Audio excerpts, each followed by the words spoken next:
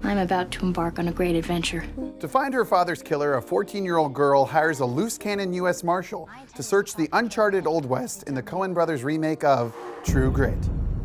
Jacob, the original 1969 True Grit, is considered a classic to many Western fans, mostly because it's the film that won John Wayne his only Academy Award.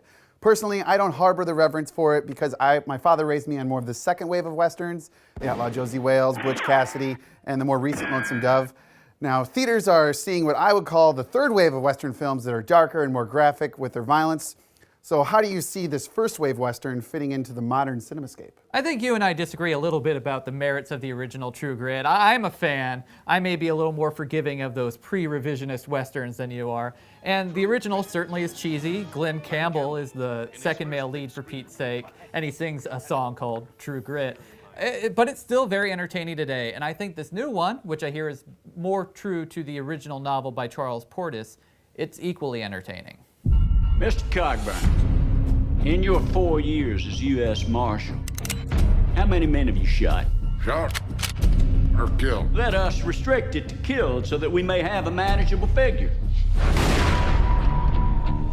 There are a lot of really great scenes in True Grit. The performances are strong, the characters have these great exchanges, the action is exciting, and the visuals are gorgeous. However, I never felt the film was quite as good as its parts.